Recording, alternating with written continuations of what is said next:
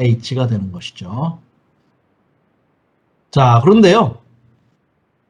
여러분들 이 압력에 따른 높이에 따른 압력 변화는 결국은 중력에 의해서 중력장이기 때문에만 생기는 거예요. 그 어떤 모양 변화나 이런 거는 관계가 없습니다. 자, 여러분들 우리 뭐 이 바다 밑에 어떻게 됐는지 사실 잘 모르잖아요. 우리는 뭐 좀 낮은 이 모래가 있는 뭐 이런 데서만 뭐 수영하니까요. 그런데 깊은 바다에 가면 여러분들 바다 밑이 어떻게 됐는지 우리가 몰라요. 예를 들어서 이렇게 됐다고 봅시다. 뭐 이렇게 여러분들 예, 상당히 불규칙하죠. 그렇다면 여기 H만큼 깊이에 있는 점 A, B, C, D, E, F, G 요 점에서의 압력은 어떨까? 예, 다 같습니다. 뭐 여기가 어떻게 이런 뭐 변화가 있더라도 하여튼 요 해수면으로부터의 깊이만 같으면 모두 압력이 같다고 하는 사실. 뭐 요거는 뭐 사이먼 스테빈이라는 사람이 이제 이야기를 한 건데 우리가 사실은 아까 그 식을 보면 자명한 것이죠. 그런데요, 여러분들 여기 한번 볼까요? 요 H라는 곳의 압력은 그냥 여러분들 로지 H 하면 안 됩니다. 이 물질이 달라졌잖아요. 그러니까 여기서부터 여기까지는 로의 워터의 로에다가 G 요까지 깊이, 그 다음에 더하기 머큐리, 로의 머큐리에 G, H, 요 깊이, H 이렇게 해서 더해야 됩니다.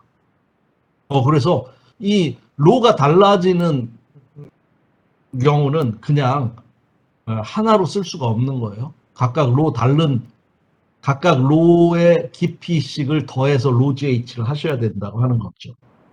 요거 하나 중요한 내용입니다.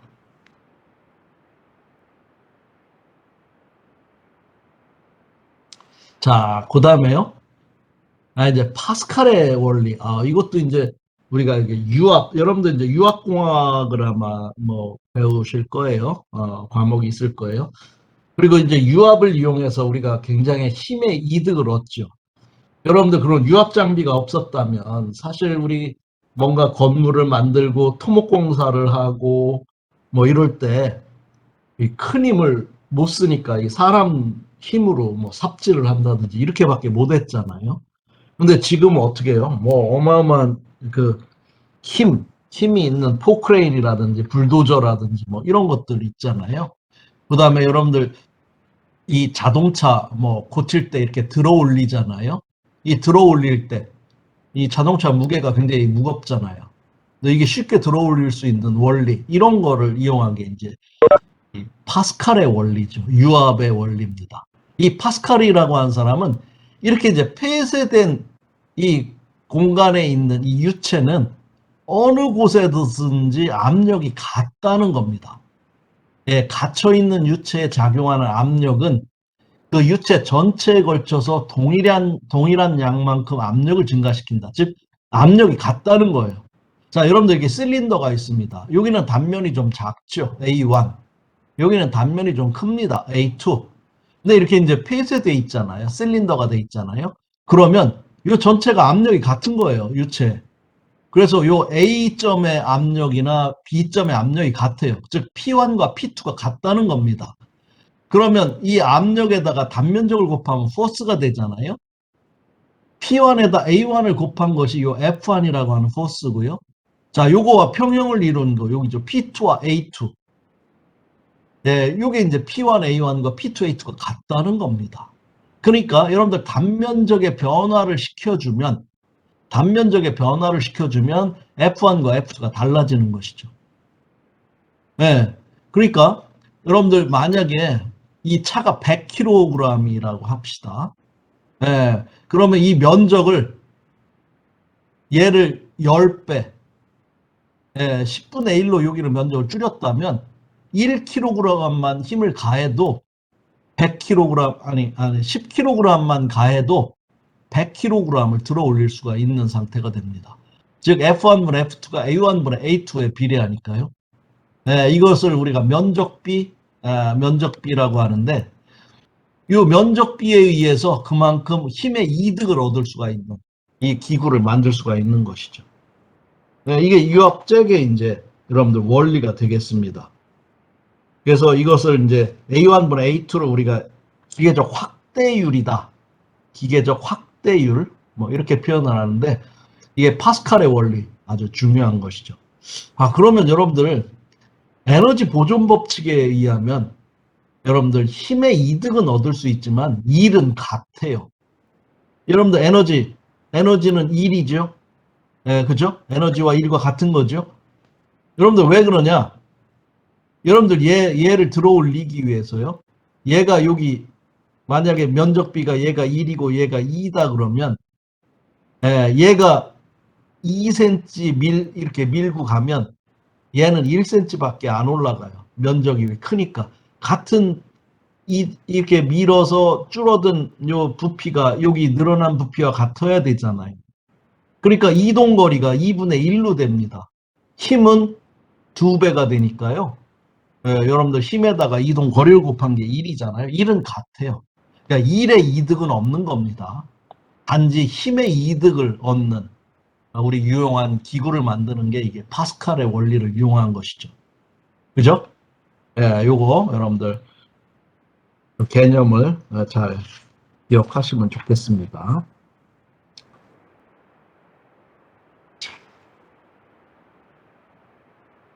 뭐 예제가 있네요. 예제가.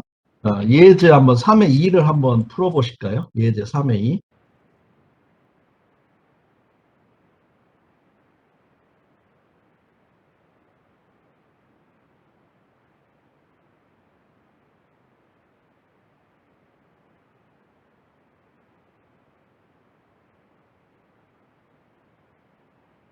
예제 3의 2.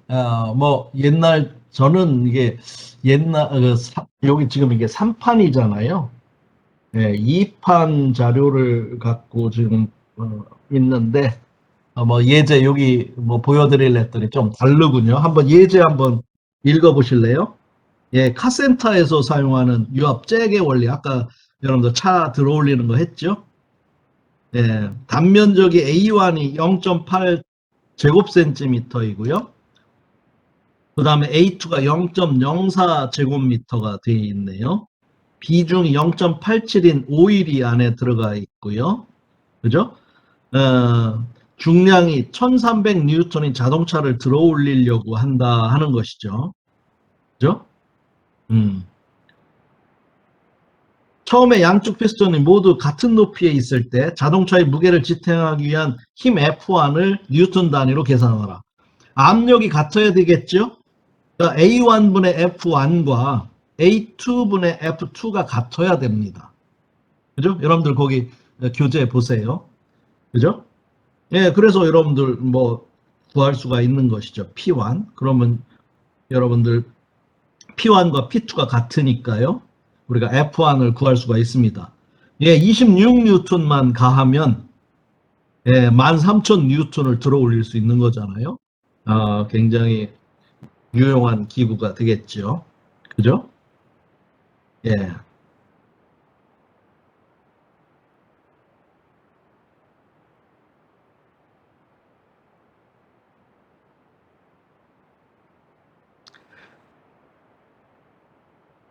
자, 그 다음에요.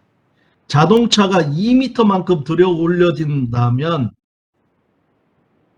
한번 비교해봐라 그랬는데요. 여기서 지금 이제 H가 같을 때는 이제 문제가 없는데, 그죠? 그 다음에 H가 0이 아닐 때는 높이 차이에 의한 정수압을 좀 고려를 해야 된다. 지금 그렇게 얘기를 하고 있죠. 그죠? 높이 차이에 의한 압력이 더 추가로 발생하니까요. 그래서 여러분들 그 P1은 P2에다가 H만큼 깊이가 더 있으니까요. 같은 높이에서라면 로지 H라고 하는 아까 그 깊이에 따른 압력 요거를 여러분들 고려를 해야 됩니다.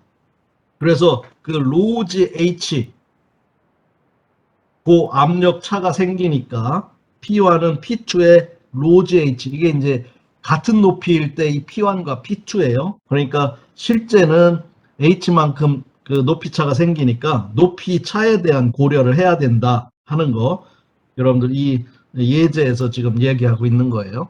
예.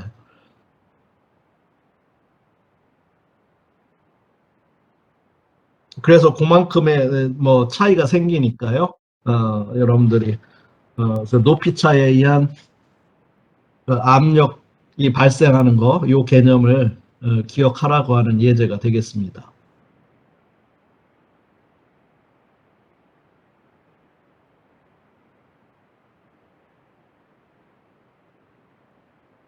예, 그렇게 정리를 하시면 되겠고요. 자,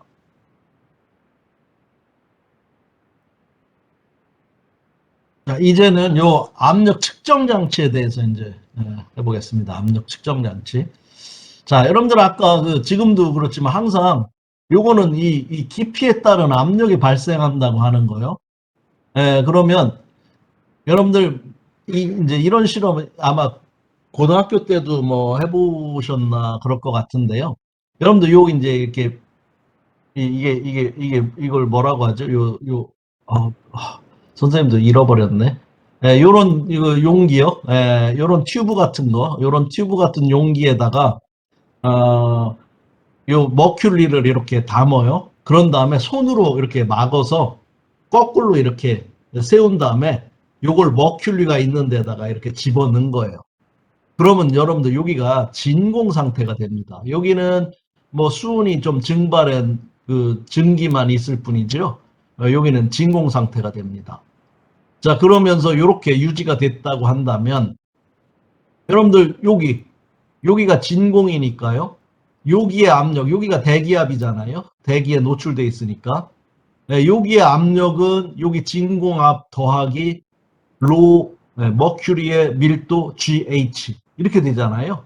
즉, 요 높이가 이 대기압을 나타내는 것이 됩니다. 대기압. 즉, 여기가 진공이기 때문에 그래요. 그래서 얘는 대기압을 잴 수 있는 측정 장치인데 이 대기압을 측정할 수 있는 기압계를 우리가 바로메터라고 합니다. 바로메터. 예. 기압계라고도 하는데요. 바로메터. 그래서 여러분들 우리 이제 표준 대기압, 우리 대기압이 이제 있는데 이 대기압도 여러분들 뭐 이 해수면 위치에서 또는 산에 올라갈 때 높이에 따라서 이게 대기압이 조금씩 달라지잖아요. 그죠? 예. 뭐 중력 가속도도 약간 달라지고요. 그렇기 때문에 우리는 이제 표준 값을 우리가 정하는데 그래서 표준 대기압이라고 해요. 이거는 중력 가속도가 9.807 우리 공학적으로 그래서 뭐 9.8 또는 9.81 쓰잖아요. 예, 9.807 0도씩 수은의 밀도를 뭐 비중으로 하면 13.595 이랬을 때 760ml 되는 것을 우리가 표준 대기압이라고 합니다. 그래서 우리가 보통 760ml HG라 그런 표현을 쓰잖아요. 이거는 수은주로서 그렇다는 거고요. 네, 수은주로서 그렇다는 거죠. H2가 되면 물입니다. 그죠? 물 높이가 되는 것이고요. 네, HG로 표시하면 수은입니다. 아무것도 안 표시하면 되게 물 높이라고 하는 의미가 됩니다. 그래서 이게 760ml. 여러분들 이게 같은 물로 하면 어떻게 될까요? 네, 13.595배가 됩니다. 그래서 이게요, 거의 10m가 됩니다. 10.013m가 되거든요. 그러니까 물로 일기압만 젤래도 10.013m예요. 뭐 사다리 놓고 올라가야 읽을 수가 있죠. 그러니까 이 압력계에서 조금 높은 압력을 젤려면 뭐 이렇게 수은이라든지 굉장히 비중이 높은 그러한 액체로 이 액주계를 만들어야 되는 것이죠. 기압계, 여러분들 대기압을 재는 거, 표준 대기압 이것도 잘 알아두시고요. 여러분들 이제 이 수은주의 높이 미리미리 HG라고 하는 거, 요 단위를 우리가 토리첼리라는 사람 이름 따서 토르라고 하는 단위로 씁니다. 토르. 네. TORR, 토르. 그래서 1 표준 대기압은 760 토르가 됩니다. 그래서 여러분들 그 거의 0토르, 1토르, 2토르 정도 되면 굉장한 진공압을 의미합니다. 그래서 우리 진공을 이야기할 때 이 토르라는 단위를 많이 씁니다. 예. 여러분들 760토르 이하는 진공입니다. 그죠? 예. 그래서 여러분들이 1기압이 760mHg니까요. 이 토르라는 단위, 미리미리 Hg가 토르라는 거, 이것도 좀 기억을 하시면 좋겠습니다. 여러분들 교재 86페이지에 그 중간쯤에 나오죠? 토르 빨간색으로. 네, 토르.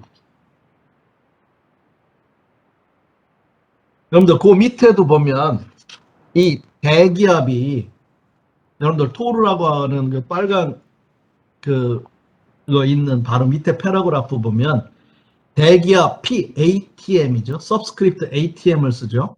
이거는 여러분들 이 해수면에서는 101.325kPa 고도가 여러분 1000m, 2000m, 5000m, 10,000m로 올라가면 점점 떨어지는 걸 볼 수가 있죠. 그래서 이 대기압은 고도가 높아지면 굉장히 낮아집니다. 그래서 이제 여러분들 이 압력이 낮아지면 끓는 점이 온도가 낮아집니다. 그래서 여러분들 뭐 산에 올라가서 밥을 해보면 뭐 지금은 여러분들 취사 못하게 되어 있지만 선생님 때는 코펠바나 갖고 가서 산에서 그냥 아무 데서나 밥 해먹고 그랬거든요. 그래서 산에서 밥을 하면 뭐 잘 끓어가지고 밥이 다 된 줄 알고 먹어보면 설어 있습니다. 낮은 온도에서 끓었기 때문이죠. 그래서 더 기다려줘야 돼요. 아니면 돌멩이 아주 무거운 걸 갖다 뚜껑 위에다가 덮어 놓죠. 압력밥솥과 같은 것이죠. 그런 기억이 있고요. 그래서 고도에 따라 이런 대기압은 다 달라진다. 그러다 보니까 여러분들 그 고지대에 있는 고지대에 가면 달라집니다. 여러분들. 고지대에 가면 여러분들 이 압력이 낮기 때문에 상당히 여러 가지 현상이 생깁니다. 뭐 사실은 그 여러분들 그런 얘기 들어봤잖아요. 우리 축구팀이 뭐 멕시코 뭐 아주 고도가 높은 해발 고도가 높은 지역에 가서 축구할 때 우리 선수들이 굉장히 힘들어 하잖아요. 그죠? 왜냐하면 그 밀도가 낮기 때문에 밀도가 낮기 때문에 여러분들 같이 호흡을 해도 산소 공급량이 적은 거예요. 그래서 상당히 힘들어 하고요. 또 그런데 차가 올라가게 되면 여러분들 뭐 2.0리터가 되는 엔진 사이즈의 그 차가 고도 1500m쯤 가서 달리면 1.7리터 정도 엔진 크기의 출력을 밖에 못 낸다고 그럽니다. 그런 이유도 이렇게 다 되는 것이죠. 그래서 이 고도에 따른 밀도의 변화, 밀도의 변화는 곧 압력의 변화를 만들어내는 것이죠. 그래서 그런 내용이 여러분들 책 86페이지, 87페이지 뭐 이런 데 지금 설명이 되어 있습니다. 유체역학을 배우시면서 이런 상식적인 내용 굉장히 재밌기도 하고 여러분들 생활에 굉장히 유용한 내용이 아니겠습니까? 또한 뭐 여러분들 거기서 보면 이 비행기가 뜰 때도요. 비행기가 뜰 때도 이 이렇게 밀도가 낮은 지역에 가면 여러분들 양력이 적어집니다. 양력이 적어져요. 그래서 활주로 길이를 더 늘려야 됩니다.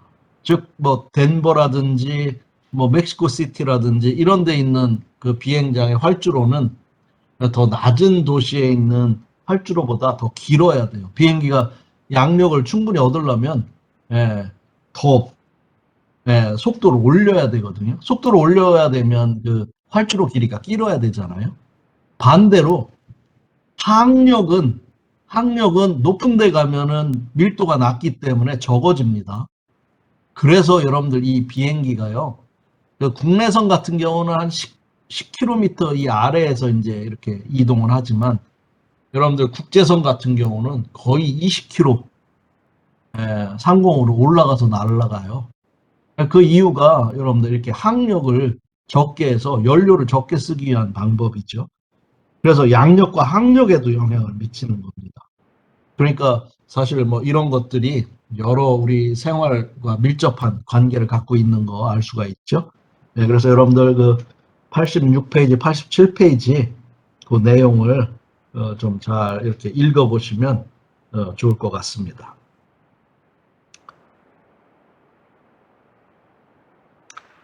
자, 거기 보면은, 그 다음, 여기 그래서 이런 거 교재 보면 이제 이런 거예요. 뭐 차량의 엔진이나 사람의 폐가 이제 뭐 거의 같은 기능을 하잖아요. 그래서 높은 고도에서 보다 낮은 공기 밀도가 낮아지죠. 그렇기 때문에 자동차의 엔진은 보다 작은 동력을 발생을 시키고 사람은 보다 작은 산소를 얻게 되기 때문에 굉장히 힘든 거죠. 예. 그래서 이 고도에 따른 밀도 관계 이것도 여러분들 잘 기억하시기 바랍니다. 뭐 예제가 있습니다. 여러분들 예제 그 3의 3 한번 읽어볼까요? 뭐 그렇게 어려운 예제는 아니죠. 한번 읽어보세요.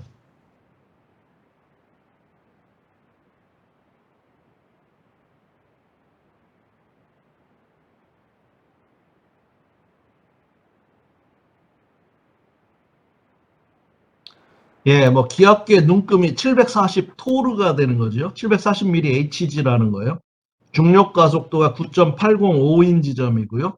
수은 10도씨일 때 밀도가 뭐 13,570kg/m 3승이라면 대기압이 얼마겠느냐? 여러분들 기압계니까요. 로지 H죠. 이때 로는 수은의 로가 돼야 될 거고요. 그죠? G는 중력 가속도 주어졌고요. 그 다음에 740mm. 그러니까 이걸 미터로 이제 고치면 여러분들 단위가 일치되겠죠? 하면 98.5kPa 이렇게 나오게 되겠죠. 뭐 어려운 거 아니고요. 예제 3의 4를 한번 보실래요? 예제 3의 4. 한번 읽어보세요.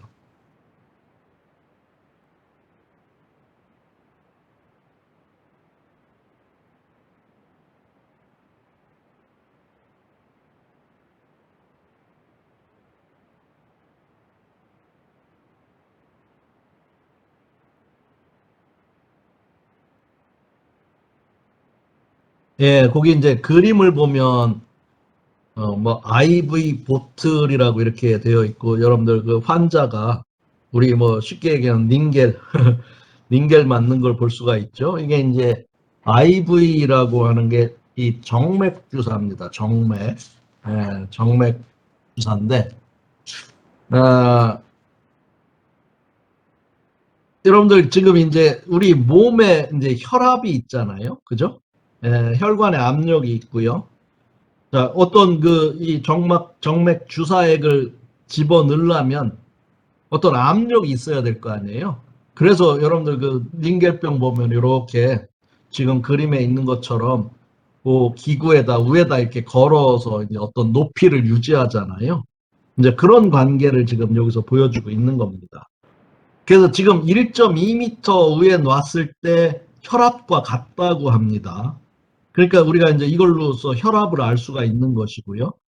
만약에 요 주입을 하기 위해서 유체의 압력이 20kPa이 되어야 이제 이런 어, 약물이 우리 몸에 들어간다고 한다면 뭐 얼마나 더 높게 매달아야 되느냐 하는 이런 문제입니다.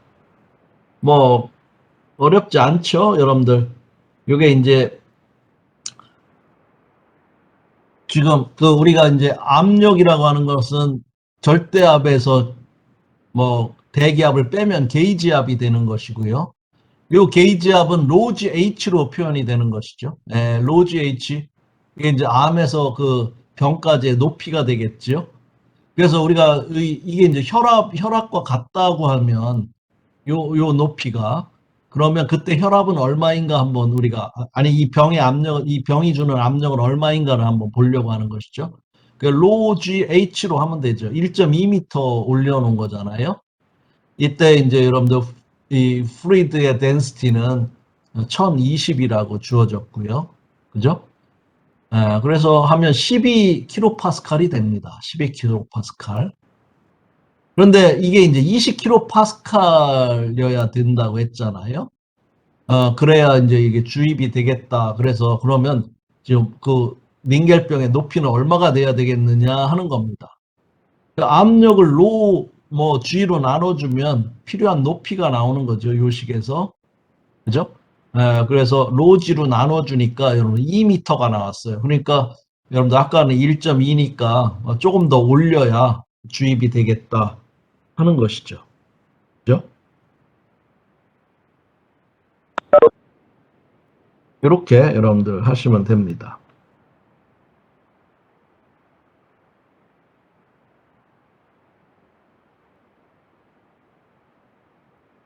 그래서 여러분들 그 그림에 있는 것처럼요. 닌겔병 있잖아요. 그걸 지금 거꾸로 매달았잖아요. 그 표면이 대기압이 되지 않으면 여러분들 지금 이 상태가 되지 않습니다. 그 그림에 여러분들 여기는 그림이 없는데 여러분들 오른쪽 그림 보면 그 1.2m 그 닌겔병 위에가 대기압이라고 돼 있죠. 그래서 여러분들 아시는 것처럼 그 위에 구멍 조그만 구멍을 내서 대기압이 되도록 해줘야 돼요. 여러분들도 그런 거 있었죠? 그런 거 뭐 잘 알잖아요. 여러분들 그 병에서 뭔가를 따를 때 예, 그 병 안이 이렇게 갇혀 있게 되면 거기가 배큐움이 일어나기 시작합니다. 잘 안 흘러나와요. 그래서 뒤를 이렇게 열어주는 게 없다면 어떻게 해야 돼요? 여러분들 병을 90도로 이렇게 세워서 물을 따는 게 아니라 이렇게 비스듬히해서 뒷부분 공간이 그 공기 대기압이 되도록 해야만 잘 흘러나오잖아요. 예, 닌겔 같은 경우는 그 뒤에 이렇게 쬐끄만 마개가 있어가지고 이렇게 그 오픈해가지고 대기압이 될 수 있도록 그렇게 해주는 장치가 있죠. 그렇지 않으면 여러분들 이렇게 흘러나오지 못하죠. 압력이 달라지죠. 거기가 대기압이 아니니까요. 예. 그래서 그 그림을 보시면서 그런 이해도 좀 하시면 좋을 것 같고요.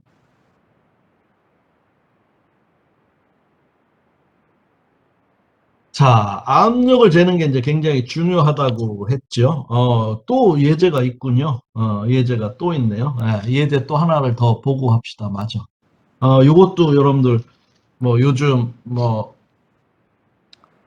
에너지 세이빙, 뭐 에너지 스토리지 이런 거 기구 중에 하나인데 한번 잘 읽어보세요. 한번 먼저 읽어보세요. 예제 3의 5. 태양 연못이라고 하는 것이죠.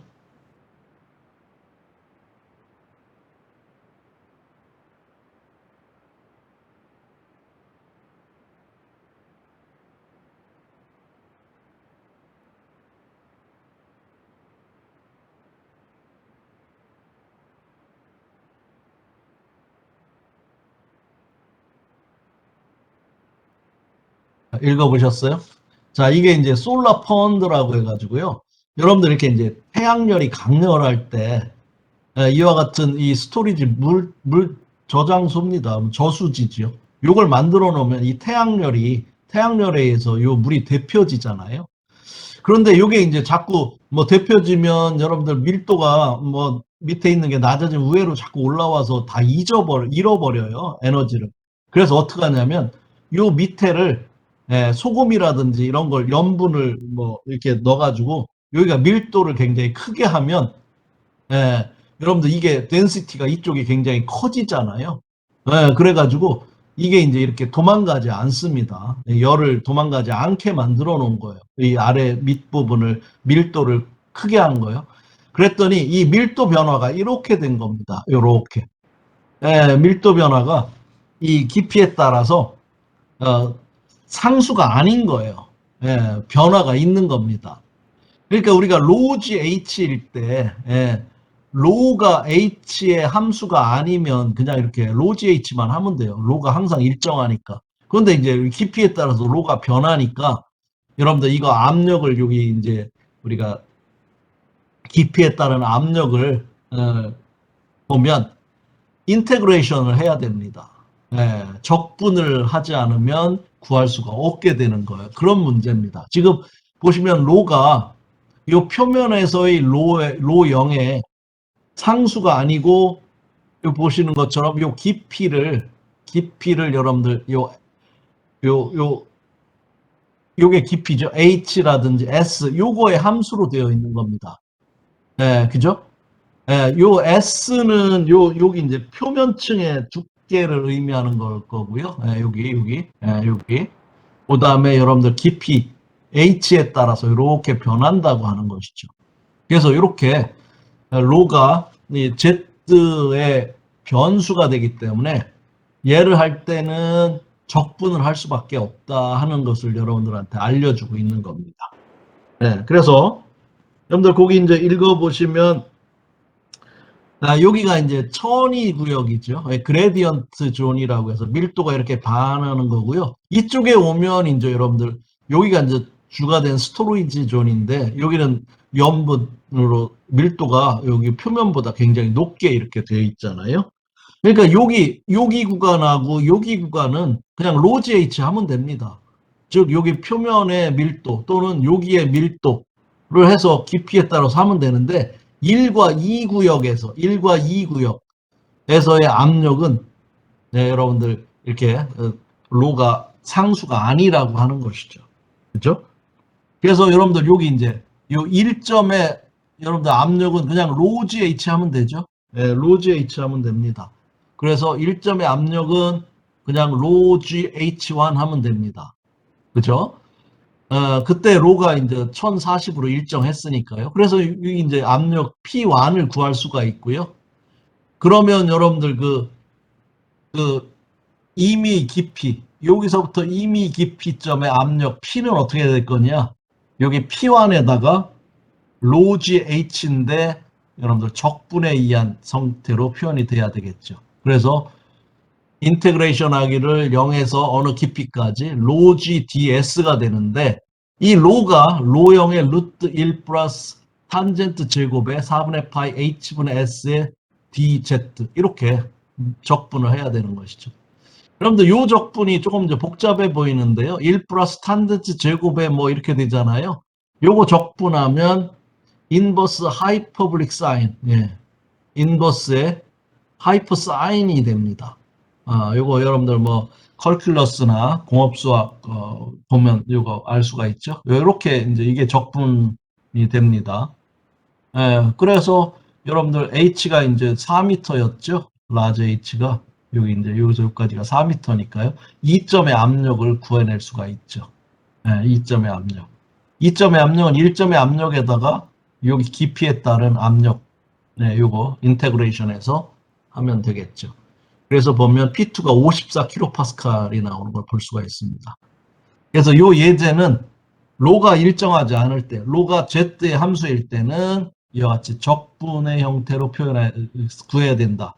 즉 여기서 보면은 이 점선은 로가 일정할 때 이렇게 되는 거고요. 지금 이렇게 로가 변할 때는 여러분들 이렇게 압력이 직선적으로 변하지 않고 이렇게 곡선이 되는 걸 볼 수가 있죠. 네, 이런 것을 얘기합니다.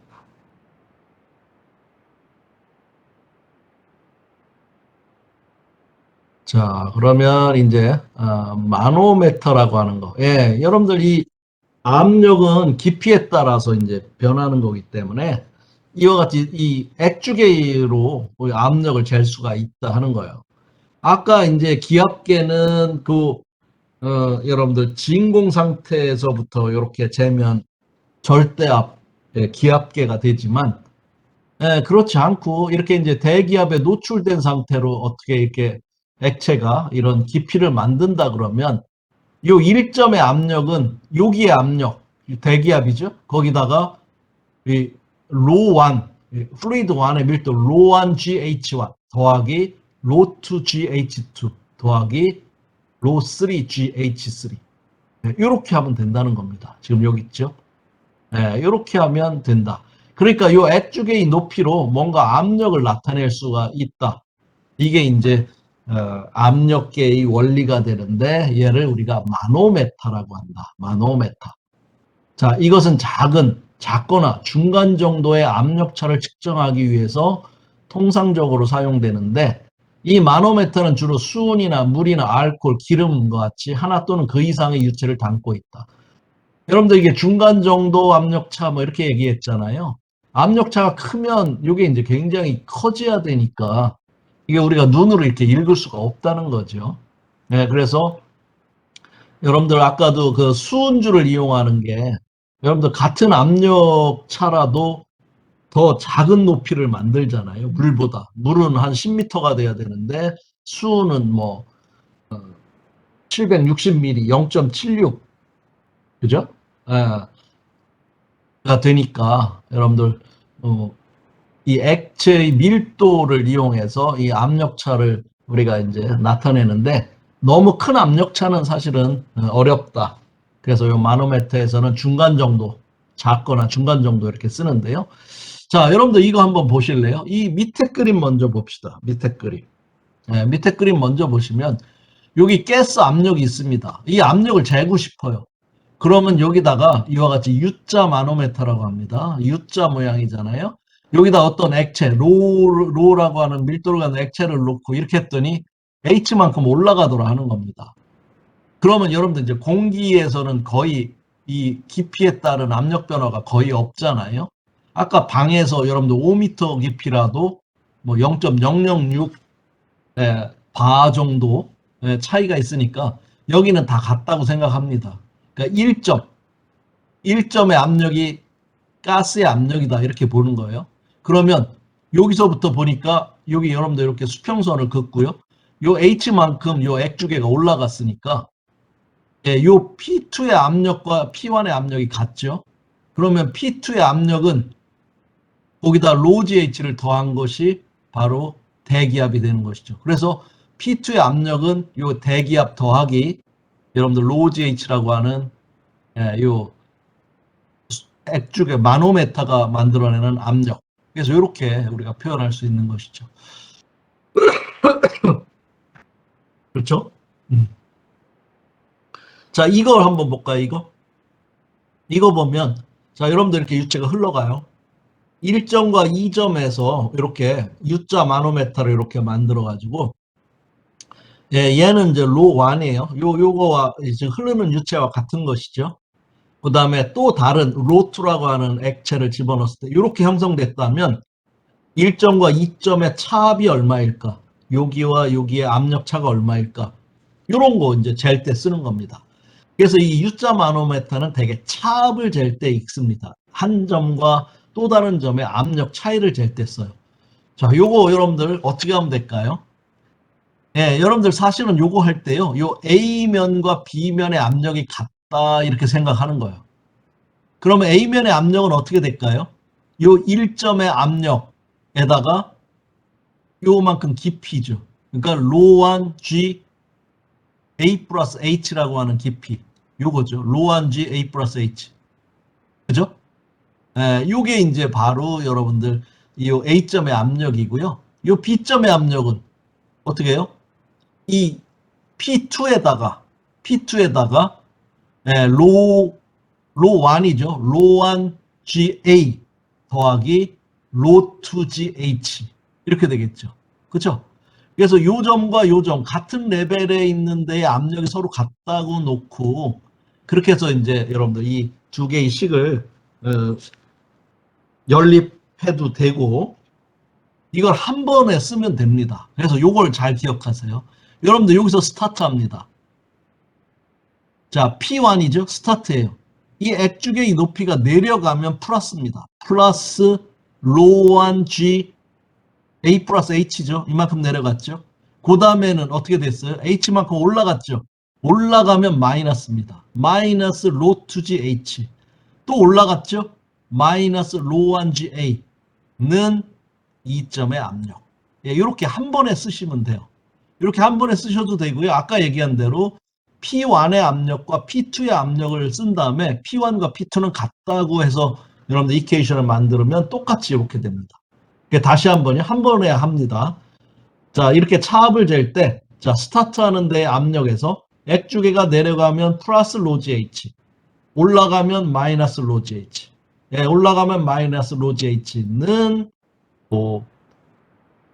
우리가 차압을 재려는 곳의 압력. 이렇게 여러분들 항상 이런 액주계를 할 때는 이렇게 한 번에 쓰시면 됩니다. 이것만 잘 기억하시면 금방 P1과 P2의 차압, 루트 마이너스 로 안에 GH 이렇게 금방 구해낼 수가 있죠. 예. 그래서 여러분들 이 액주계 원리. 근데요, 이 액주계를 여러분들 잠깐만요. 어디 음. 이 액주계는 이 높이를 읽어야 되잖아요. 그런데 압력차가 굉장히 작은 경우는 이 액주계의 높이차가 굉장히 작겠죠. 게다가 여러분들 이거 잘못하면 캐필러리 이펙트라고 하는 거 뭐 이런 것 때문에 뭐 서로 요게 액면이 위로 볼록 아래로 볼록 막 이래가지고 굉장히 아주 정확하게 읽기가 어려운 상황이 생겨요. 그래서 그럴 때는 얘를 이렇게 사선 모양으로 경사진 마노메타를 씁니다. 여러분들 경사진 마노메타가 여러분들 예제 아니 저 염수 문제에 있어서 그거를 가서 보기로 합니다. 여러분들 119페이지 한번 열어보실래요? 119페이지. 119페이지 열으셨어요? 예, 거기 보면 제일 위에 그림 하나 있죠? 그 스케일이라고 한 그게 이렇게 기울어져 있잖아요. 예, 요렇게 재는 겁니다. 여러분들 그걸 만약에 세웠다고 한다면 여러분들 이 스케일의 뭡니까? Z 방향 그 길이만큼으로 나타나잖아요.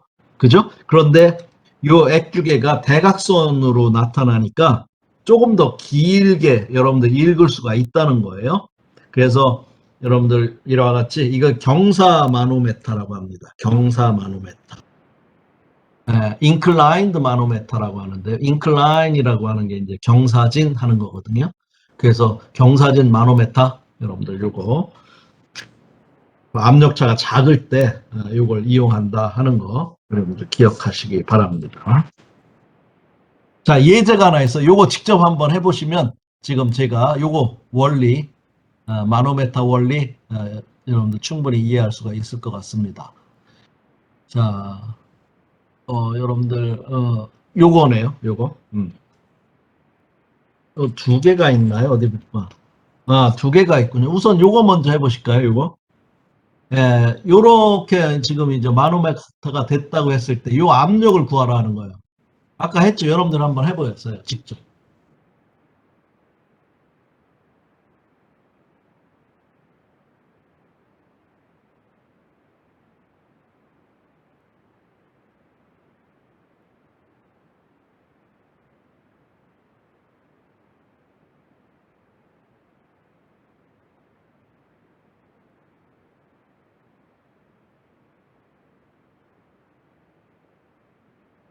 네, 요 가스 압력을 재려고 하는데요. 여기에 이제 대기압이 96kPa이라고 하고 55cm의 비중을 0.85인 그 액체를 넣었을 때 이렇게 이 마노메터가 형성됐다면 요 압력이 얼마냐 하는 거죠. 두 가지 방법이라고 했죠. 여러분들 여기의 압력과 여기 수평한 여기의 압력이 같으니까요. 여기의 압력은 요 대기압에다가 로 GH로 하면 된다고 그랬죠.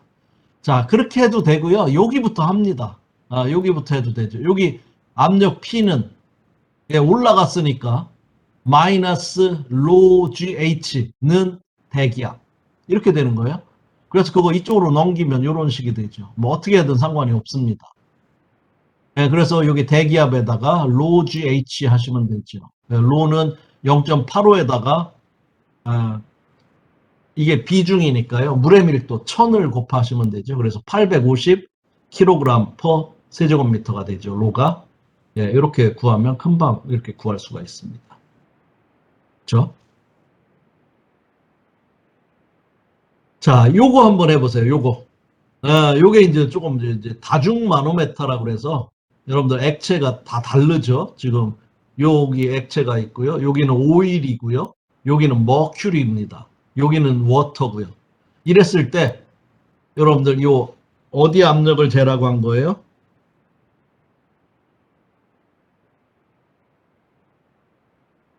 요 공기의 압력, 여기의 압력이 얼마일까 하는 걸 물어보고 있습니다. 그죠? 여기를 1점이라고 했습니다. 그러면 여러분들 이거 어떻게 하면 될까요? 자, 이거는 뭐 같은 높이 찾아서 뭐 하려면 되게 복잡하죠. 그죠? 그러니까 어떻게 하라고요? 여기부터 스타트합니다. 여기부터 스타트해서 내려가면 플러스, 올라가면 마이너스 해서 이꼴 P2 이렇게 하면 됩니다. 한번 써보세요. 이걸 보면서. 우리 아까 배웠던 거 한번 써보세요.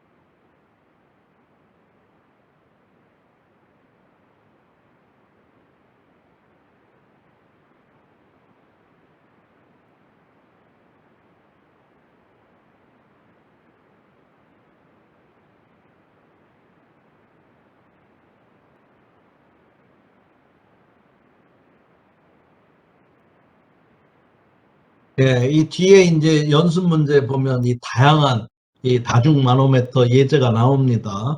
그래서 요거 하나만 잘해 두시면 돼요. 자, 어떻게 한다고 그랬어요? 자, 여기가 1이죠. P1으로 스타트합니다. P1에 자, 여기 물의 높이로 보면 H1만큼 내려갔죠. 그러니까 플러스 low water GH1. 그죠? 그 다음에 여기서부터 보니까 오일로 된 거에 액주계가 내려갔죠. 그러니까 플러스 해야 되겠죠? 플러스 low oil GH2가 되겠죠. 자, 그 다음에는 머큐리인데 올라갔죠. 그러니까 마이너스 low mercury GH3는 P2. 네, 이렇게 하는 겁니다. 자, 여기 있죠. P1, low water GH1, low oil GH2, 마이너스 low mercury GH3는 P2. P2가 이제 대기압인 것이죠. 그럼 P1을 구하라 그러면 이제 이쪽으로 다 넘기면 되겠죠. 자, 이렇게 하면은 여러분들 절대압이 나오고요. 그죠? PATM을 빼면 게이지압이 나올 거고요.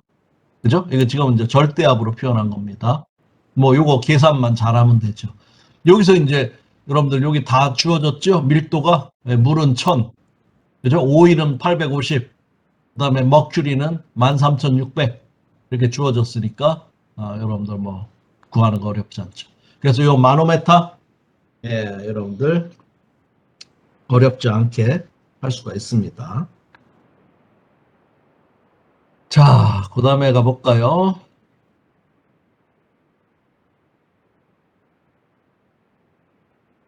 자, 그럼 이제 지금 압력 얘기를 했잖아요. 이 마노메타는 아까 얘기한 것처럼 뭐 아주 큰 압력 차라든지 압력을 읽을 수가 없습니다. 그래서 이제 많은 이 압력 측정 장치들이 이제 제시가 되는데요. 대표적인 것이 브루돈관입니다. 브루돈관. 브루돈관은 어떻게 된 거냐면 여러분들 잠깐만요. 여기 어디 있었던가요? 아, 여기 있네요. 여러분들 이게 이제 브루돈관 게이지입니다. 압력계입니다. 자, 이렇게 돼 있는데요. 요 속에 어떻게 돼 있냐면 요 속에 요걸 따보면 요런 게 들어 있습니다. 요런 게. 이래서요. 여러분들 압력이 높아지면 어떻게 될까요? 얘가 이렇게 팽창하면서 이게 이렇게 되죠. 그럼 여기에다가 서로 여기 기어 톱니로 메커니즘을 만들어서 요 변형량에 따라서 침이 돌아가게 만드는 겁니다. 그래서 압력을 잴 수 있는 거예요. 그래서 이게 뭐 안에 보면 C 타입, 뭐 이렇게 스파이럴 타입. 여러분들 이거 그림 기억 이거 뭐 확실하게 보이지 않는데 여러분들 왜 생일날 후 부르면 얘가 말려 있다가 쭉 이렇게 일어서면서 이렇게 이게 팽창되는 거 있죠? 삑삑 하면서 여기 압력이 높아지면 얘가 이렇게 팽창합니다. 여기 압력이 높아지면 얘가 이렇게 변화가 생기겠죠? 그러면 여기에 이제 여러분들 이 변화를 링크로 이렇게 여기 회전하게 만들어서 그걸로 이 다이얼 게이지가 만들어지도록 한 게 브루돈 게이지입니다. 그래서 요거 뭐 단면은 뭐 여러 가지 모양으로 만들고요. 그래서 다양한 압력계가 만들어지는 것이죠. 그래서 이제 굽어지고 속이 빈 금속관으로 구성되어 있고 끝은 막혀져 있어서 이게 이제 압력에 따라 얘가 팽창하니까 그 변화를 바늘의 이제 메커니즘으로 이렇게 연결해서 회전할 수 있도록 만들어 놓은 거예요. 뭐 요런 게 있고요. 브루돈 게이지. 또 하나는 프레셔 트랜스듀서라고 해서 압력 변환기입니다. 이거는 압력 효과를 전압이나 저항, 전기 용량의 변화 이런 거 전기적인 효과로 바꿔서 이렇게 하는 거예요. 그러니까 요즘은 굉장히 이제 편하게 압력을 읽을 수 있는 것들이 많은데 이런 압력 변환기, 프레셔 트랜스듀서 이런 것들이 많이 개발되어 있기 때문입니다. 그래서 이거는 여러분들 뭐 전기할 때 피스톤 브릿지 뭐 이런 거 회로 이론 배우셨잖아요. 네, 그런 걸 이용해서 이렇게 한 것이고요. 네, 그래서 압력 변환기는 점점 작아지고 빨라지고 기계식에 비해서 민감하고 신뢰도도 높고 정밀해진다. 네, 그래서 다양한 압력계가 있습니다. 그래서 여러분들 그냥 인터넷에 압력 측정 장치, 압력계 또는 압력 트랜스듀서 이런 거 쳐보면 아주 실제 판매되는 다양한 압력계를 여러분들이 볼 수가 있어요. 여러분들이 한번 요즘은 뭐 인터넷 서치가 너무 자유로우니까 그렇게 해서 여러분들이 더 실제 제품들을 보면 좋겠고요. 스트레인 게이지형 압력 변환기가 있습니다. 여러분들 재료역학 배우고 있잖아요. 후쿠의 법칙, 시그마 이퀄 E 입실론. 그죠? 자, 여러분들 압력에 따라서 비례해서 스트레인은 이 변형량이잖아요. 그래서 이게 스트레인 게이지라고 하는 게 이 스트레인을 잴 수 있는 게이지입니다. 그러면 스트레인을 알면 여러분들 압력, 응력을 알으니까 응력이 곧 압력 아니겠어요? 네, 그렇게 되는 겁니다. 그래서 스트레인 게이지요. 이거는 대개 보면 이제 그 어떤 그, 그 구조물에 붙여요. 그러면 압력에 따라서 여러분들이 이렇게 그 구조물이 늘어나서 스트레인이 생길 거 아닙니까? 그것을 읽음으로써 여기에 압력이 얼마나 가해지는구나 하는 걸 알 수가 있는 그런 것이죠. 또 피해조 전기 변환기 여러분들 압전 장치라는 거 들어보셨잖아요. 여러분들 압력을 가하면 거기에 이제 전이차가 생겨가지고 뭐 여러분들 왜 압전 장치를 놓고 발판에다 놓으면 사람들이 지나갈 때마다 전기가 생성돼가지고 여러분들 그걸 이용해서 뭐 조명이 아니라 무슨 장식 같은 뭐 이런 것도 하고 하는 거 볼 수가 있잖아요. 예, 이게 이제 피해조 압전 장치를 이용한 그런 압력 측정 장치도 있고요. 또 하나 이 정화중 시험 장치라고 하는데요. 여러분들 여기가 이제 실린더예요. 실린더고요. 여기 이제 피스톤이 있고 여기다가 뭐 여러분들 이 웨이트를 정확한 웨이트를 여기다 놔요. 그러면 여러분들 요 단면적분의 요 웨이트가 곧 압력이잖아요. 요 오일의 압력입니다. 그래서 이쪽에 측정하려고 하는 그뭐 압력계 같은 것을 놓고요. 이게 이제 교정을 할 때 많이 씁니다. 여기 정확한 압력을 알 수 있잖아요. 요게 이제 요 압력계하고 연결했을 때 그 압력을 나타내는가? 그래서 정확하게 그 압력 측정 장치에 교정을 한다든지 또 이렇게 하면 웨이트를 엄청 늘리면 굉장한 큰 압력을 얻을 수가 있잖아요. 그죠? 굉장히 큰 압력까지 이제 이게 측정할 수 있는 그런 게 정화중 시험기라고 하는 주로 교정용, 캘리브레이션이라고 하죠. 교정용으로 많이 쓰고요. 굉장히 큰 힘, 큰 압력을 낼 수 있는 뭐 이렇게 그런 압력계. 이것도 이제 정화중 시험기, 압력계 이렇게 됩니다. 자, 이렇게 해서 이제 압력계 이제 공부를 했고요. 여러분들 이제 이 아까 얘기한 마노메타 요거 잘 알아두시면 되겠고요. 오늘 배운 것 중에 요거 굉장히 중요한 것이고요. 또 뭐 파스칼의 원리, 그죠? 그 다음에 깊이에 따른 압력 다 같다. 뭐 요게 이제 여러분들 오늘 배운 키포인트가 되겠네요. 자, 여러분들 이제 그 다음에는 요걸 배우려고 합니다. 유체 정력학이죠. 유체 정력학. 이 유체 정력학이라는 것은 말 그대로 유체가 흐르지 않을 때에 대한 역학입니다. 그죠? 정지에 있는 유체 또는 기체. 그래서 액체일 때는 뭐 정수 역학, 하이드로라고 하는 게 이제 물이죠. 하이드로스태틱스라고 합니다. 하이드로스태틱스. 기체일 때는 에어로스태틱스라고 합니다. 그죠? 그래서 뭐 하이드로스태틱스나 뭐 에어로스태틱스 이와 같이 정력학인데 유체를 다루는 것이죠. 여러분들 이미 뭐 정력학 배우셨잖아요. 스태틱스. 예, 근데 이제 우리는 이 유체를 다룰 때의 정력학입니다. 요것을 이제 배우려고 하는데요. 이렇게 되면 아까도 얘기했지만 이 인접한 유체층들 사이에 상대 운동이 없게 되는 거죠. 그러다 보니까 여러분들 전달 능력이 전혀 작용하지 않는다. 전달 능력이 작용하지 않으니까 점성에 영향이 하나도 없다고 하는 이런 특징을 갖고 있게 되고 주로 여기서는 수직 응력인데 이것은 곧 압력이 된다. 그래서 여러분들 아까 앞에서 유체의 압력에 대해서 배웠잖아요. 깊이에 따라서 뭐 압력이 커진다. 선형적으로 변형한다. 그렇기 때문에 유체 정력학은 중력장에서만 의미를 갖는 거예요. 중력이 작용하기 때문에 이와 같이 되는 것이고요. 이 유체 정력학은 이런 댐, 저장 탱크 이런 데 많이 여러분들 응용이 되니까 여러분들 그 토목공학을 전공하는 친구들이 유체역학에서 이제 가장 많이 공부하는 게 바로 여기 유체 정력학 부분이 되겠습니다. 유체 정력학. 자, 그래서 뭐 여러분들 여기 보면 이게 후버댐인데요. 뭐 요런 응용해서 쓰고 여러분들 보시는 것처럼 이렇게 압력이 더 깊어지니까 요 댐의 단면을 보면은요. 이 밑으로 갈수록 이 두껍습니다. 뭐 이런 거. 그다음에 이 유체 담겨 있는 그 판에 이게 이제 판이죠. 판에 미치는 힘. 압력은 이렇고 실제 힘도 여러분들 계산할 수가 있죠. 네, 이런 게 이제 주가 되는 챕터가 되겠습니다. 그러면서 이제 부력에 대한 거, 뭐 이런 것들이 나오게 되는데요. 자, 오늘은 시간이 다 돼서, 유체 정력학은 이제 다음 시간에 공부를 하도록 하고요. 여러분들은, 월요일 날, 2장에 대한 그 연습 문제 제출하시면 제가 2장 리뷰할 겸해서 문제를 또 풀어드리겠습니다. 그렇게 하고, 또 3장 이어서 이렇게 나가게 되고요. 뭐 여러분들 6장까지가 1학기에 이제 공부하게 돼 있죠. 예, 뒤로 갈수록 이제 여러분들 뭐 양이 많으니까요.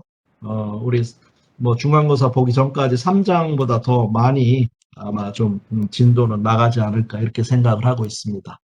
자, 그렇게 알고 여러분들이 대비를 하시면 되겠습니다. 자, 뭐 다행히 뭐 웹엑스가 끊기거나 그런 불편함 없었던 것 같은데 오늘 잘 들렸습니까? 네, 네, 좋습니다.